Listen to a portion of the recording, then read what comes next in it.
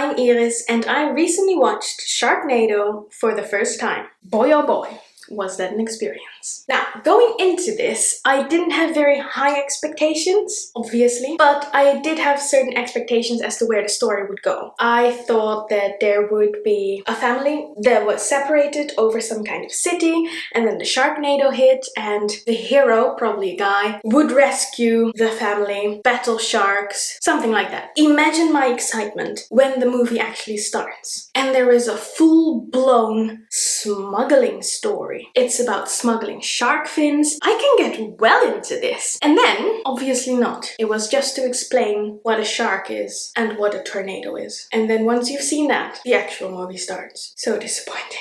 And now we are going to be introduced to the main characters. And boy are they a bunch. The main character is called Finn. Really? Yes, Finn. Like shark fin. Like the interesting plot at the beginning of the story about shark fin soup that was completely abandoned and never referred to again. Anyway, we have Finn, and I don't like Finn. Finn is very creepy, and I get that he is the hero of the story.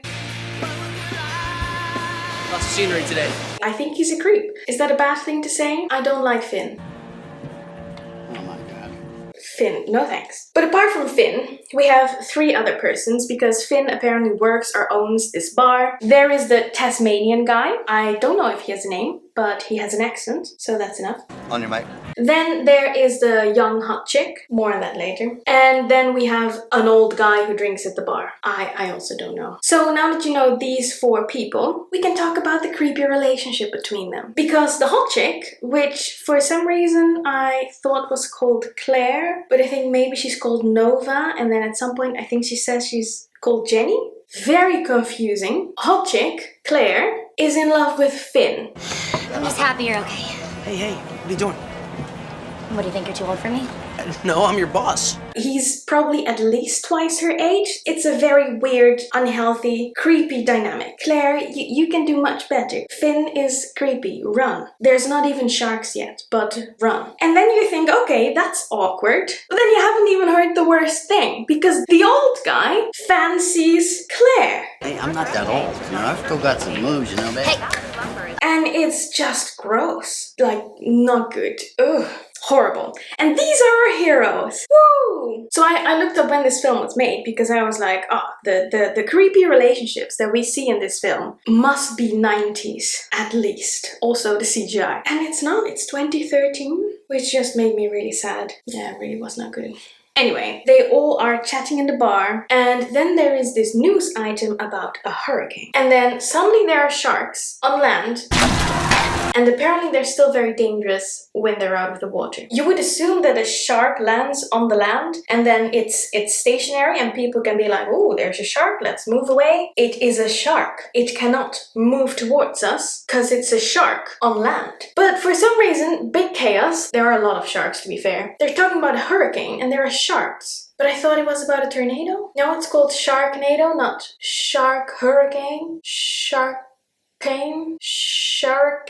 There's something there. Well, it basically got me thinking, what is the difference between a hurricane and a tornado? I don't know anything about weather, so I looked it up on trusted Wikipedia. So a hurricane is a tropical cyclone that occurs in the northeastern Pacific or the Atlantic Ocean. Otherwise, you can have a typhoon. Sharkfoon? Nah. In any case, a hurricane can apparently spawn tornadoes. There is a hurricane, so I'm assuming tornadoes will come at some point. And then basically, the plot, rescue Finn's family. Yes, because Finn has a family. Didn't I tell you that? Finn apparently has a family. You have an ex-wife and a daughter? Didn't know. Which makes it even more creepy. Maybe Finn should have been like, Claire, I have a wife. I have kids. Your age.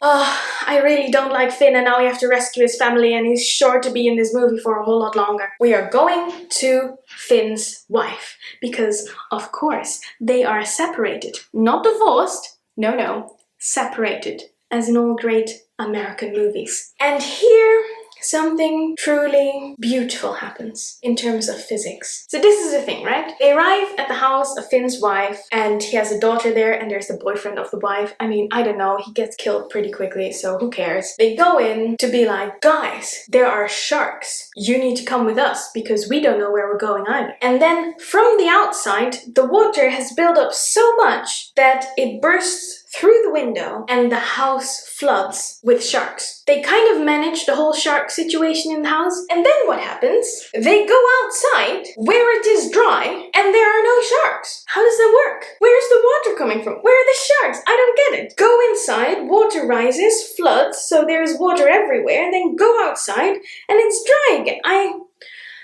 Got the wife, got the daughter, hot chick is still there, Tasmanian guy also does something, I don't know, maybe the old guy has died at this point. I wasn't particularly interested in him. And then they go on. I'm not sure where the plot is going, but it is still continuing. There is this brief episode where there is a school bus full of children and Finn needs to go all superhero mode and get the children out, and then the teacher is killed by something, and it's this whole episode which they could have cut completely because it adds nothing to the plot. They've rescued the school children and they go on, I have no idea where, and then they finally find Matt. Yeah, I'm Matt. Who the hell is Matt? Apparently he's Finn's son, which does explain why they are still continuing after finding his wife and daughter. He seems like a reasonable, nice guy. And Matt also is a pilot. Important information for later on. As fate would have it, Matt is roughly the same age as Claire. Oh my god, what could this mean? So then Matt is set up as a love interest for Claire. But Claire was in love with Finn, which was already creepy as heck. And now, I guess she's kind of starting to fancy his son, who is the same age as her. It's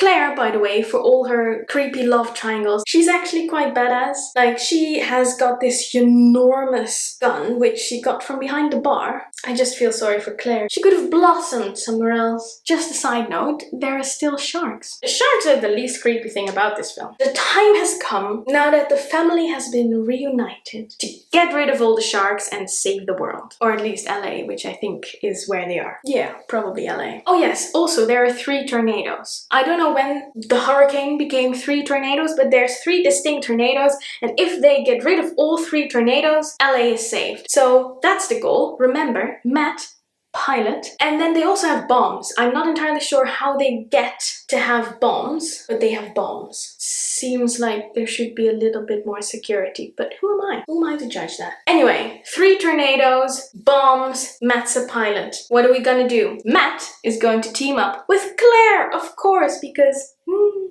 they are meant for each other. Ugh.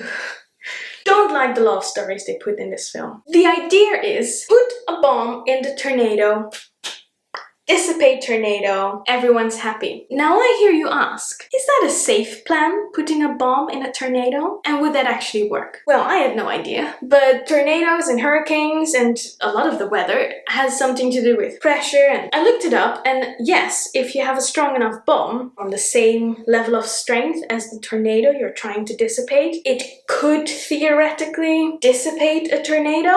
You'd also dissipate the entire city. Pros and cons. A bomb would do so much more damage than a tornado. So probably not the best idea, but you know, it's Sharknado. Enough said. They are going to throw bombs into the tornado, and it's not going to destroy the city because they need to come out as the heroes here. How are they going to do that? Matt and Claire are going into a helicopter. Matt piloting it, of course. And Claire is kind of going to, I guess, hang out of the helicopter and throwing a bomb timed correctly into the tornado. Brilliant plan. Meanwhile, the others help out old people.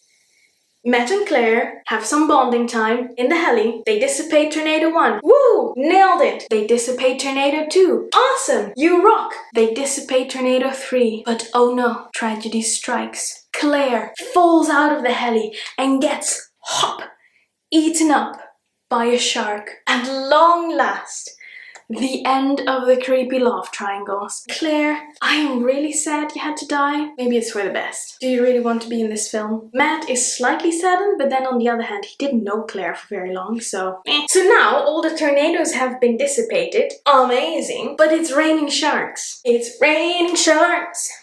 Hallelujah, it's raining sharks. Undesirable. But luckily, our dear, dear hero Finn has a chainsaw from the old people's home, I think. While it is raining sharks, Finn just, has his chainsaw and hacks away at sharks left and right. And he is saving the day. He is the hero of Sharknado until there is this huge shark that is just whoop, eating Finn in one bite, chainsaw and all. I was pretty chuffed. Let's face it, it was not going to work with his wife. They were separated. The boyfriend died. Did I tell you that? But, you know, they were not going to reunite over a Sharknado. Come on. The daughter, by the way, there was some issues. They resolved it. It was very boring. We're coming out of this Sharknado pretty well. But then, the point that made the film that it is. And you're thinking, it's over. I've watched Sharknado. Where are the credits? You hear something. A little rumble, perhaps, coming from this enormous shark. What could it be, you think? I thought the movie was over. Finn is still alive, inside the shark, pulls a full Red Riding Hood,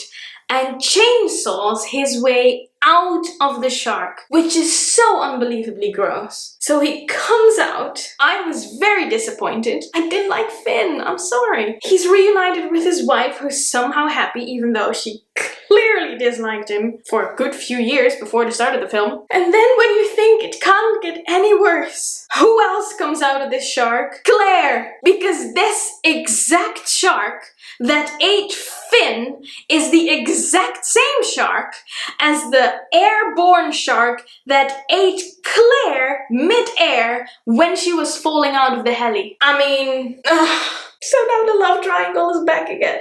This was the first Sharknado. First, I hear you ask. Yes, there are 5 sequels. 5.